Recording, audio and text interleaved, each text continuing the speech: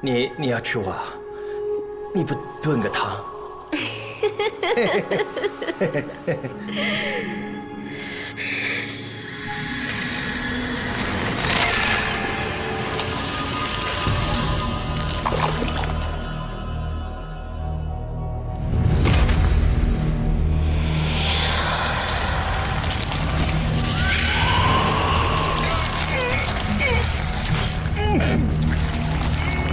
赵恒志，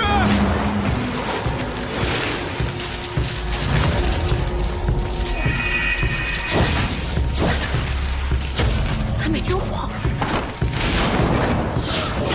火雷！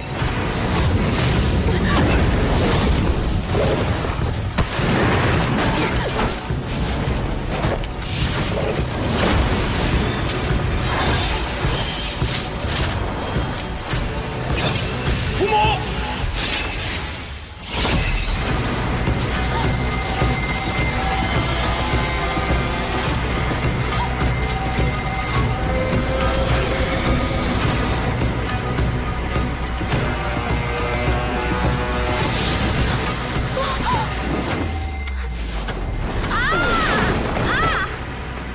媳妇儿，董卿，你没事吧？没事。我有事儿，你们俩从我身上起来行不行？啊，铁罗妖，我要将你就地正法，免得你危害人间。我不服，凭什么收我？就因为我是妖怪，人有人权，妖怪也要有自己的权利。妖怪没权利，你企图杀害守夜人，我是被冤枉的，我有话说。说什么说？我是守夜人，三昧真火。等一下，干什么啊？总该让他申辩一下吧？申辩什么？他刚才要弄死我！我跟你说，他那个舌头……天罗姑娘，你到底有什么委屈？说来听听。谢谢你，董卿，你真是个好人。有话快说。这传说大多都不符事实，这一点我很感兴趣。田螺姑娘，你快说说看，你到底是如这传说中一样任劳任怨，还是一直都略有所图？我是个田螺吗？我能有什么坏心思呢？妖亦有道，那农夫救了我一命，我理应报答他的恩情，这是天道，对不对？我嫁到他家给他做媳妇儿，又不要一文钱，他们上下十几口人，瞧着我有法术，能劳动，竟日日躺在床上睡大觉，把所有的农活都让我一个人做。我纵使有法术护身，亦是日日疲惫不堪。你就是太勤快了，才让这一家子人都变得懒惰。可不止如此，那些村民瞧着他们家有个会法术、能劳动的媳妇儿，心生嫉妒，常拿话挑唆。他们眼馋董永，娶了7仙女，一人得道，鸡犬升天；更眼馋那娶了仙鹤的，可以用鹤羽织出华锦，一家子都变成富翁地主。更加嫌弃我生的丑陋。那些女妖仙子，个个都是妖娆秀丽的美人。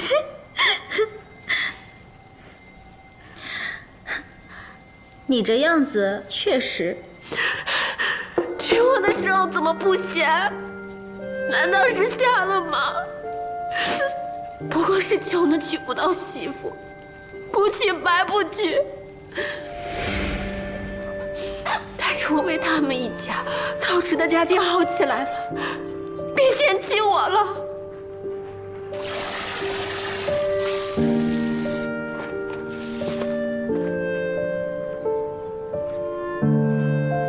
听他家里人说，这个女的她不能生孩子，那么能干有什么用？长得那么丑，还不是遭嫌弃？就是。人心不足蛇吞象，那既然这样，你为什么不离开呢？我初初为人，实在是傻。我嫁于夫君，便觉得他的家就是我的家。为人妻者，便该奉献一生。夫君虽嫌我，却也不曾放了我。他们一家日夜苦思，想着怎么能从我身上多赚些钱。他们让我去村口卖罗汤，小本生意，熬这几年也赚了些钱。夫君一家靠着我赚的钱盖了新房。那他们总该对你好一些吧？人有钱了，欲望便更大。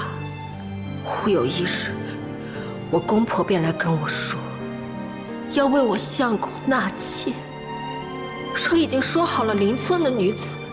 什么说好了？分明就是我那夫君与那女子暗通款曲。我同夫君诉苦，他却说我是个妖精，不能传宗接代。若是我不从，便是汉毒之妻，要休了我，将我滚回河里去。没想到夫君这样绝情，当天夜里他就休了我。我没有家了，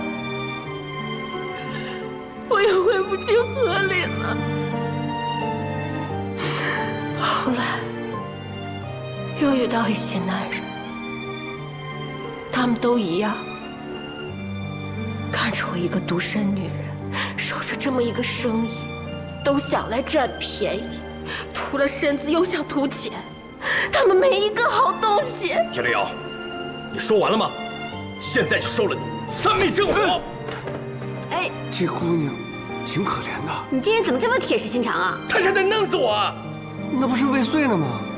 我真的懒得听你们说这些，你们每个人都替他求情，难道真有情可原啊？确实很可怜。田螺姑娘，我支持你。其实啊，就是遇人不淑。就是这男人啊，没个好东西。三昧正火，赵宏志，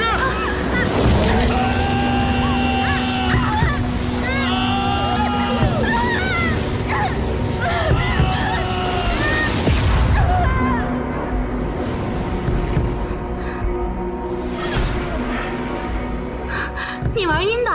管你们是圣母心泛滥，还是误伤其类，有害人之心就得就地正法，这是守夜人的天职。还活着？哎呀，这修行不易，我们找条河把他放了吧，说不定再过几百年还能再会呢。